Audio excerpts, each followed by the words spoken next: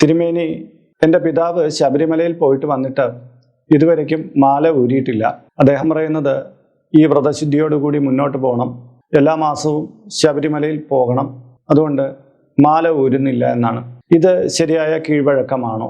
ശബരിമലയിൽ നമ്മൾ പോകാൻ വേണ്ടിയിട്ട് വ്രതം എടുക്കുന്നതിന് മുന്നോടിയായിട്ട് മുദ്രമാല ധരിക്കും.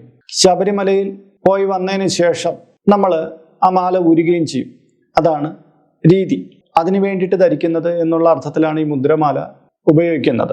അല്ലാതെ എത്രയോ മാലകൾ നമുക്ക് ശരീരത്തിൽ ധരിക്കാം, അതിനൊന്നും ഒരു പ്രശ്നമില്ല. പക്ഷെ ശബരിമലയിൽ മുദ്രമാല ധരിക്കുന്നത് മുതൽ തിരിച്ചു വന്ന് മാല ഊരുന്നത് വരെയുള്ള ഒരു വ്രതകാലയളവുണ്ട്. അങ്ങനെയാണ് വേണ്ടത്. ഇവിടെ ഇപ്പോൾ അദ്ദേഹത്തിന് വീണ്ടും മാസത്തിൽ ശബരിമലയിൽ പോകണമെങ്കിൽ അദ്ദേഹത്തിന് വന്ന് മാല ഊരിയിട്ട് അതിൻ്റെ അടുത്തതായിട്ടുള്ള മറ്റൊരു ദിവസം വീണ്ടും മാലയിട്ട് വ്രതം എടുക്കാം. പക്ഷെ തുടർച്ചയായിട്ട് ഒരേ മാല ധരിച്ച് അങ്ങനെ പോകുന്ന സമ്പ്രദായം ഇല്ല. നമ്മൾ വന്ന് മാല ഊരിയിട്ട് 1-2 ദിവസം കഴിഞ്ഞിട്ട് വീണ്ടും വേണമെങ്കിൽ നമുക്ക് മാലയിടാം. അല്ലെങ്കിൽ അടുത്ത് എപ്പോഴാണ് മലയ്ക്ക് പോകാൻ താല്പര്യം അപ്പോഴും മാലയിടാം. അതിന് വ്രതത്തിന് മുന്നോടിയായിട്ട് എടുക്കാം. പക്ഷെ ഇദ്ദേഹം ആ മാല തന്നെ കണ്ടിന്യൂ ചെയ്യുന്നത് ഈ ആചരണവുമായി ബന്ധപ്പെട്ട കാര്യമല്ല, അതൊരു കീഴ്വഴക്കവും അല്ല എന്ന് സൂചിപ്പിക്കുന്നു.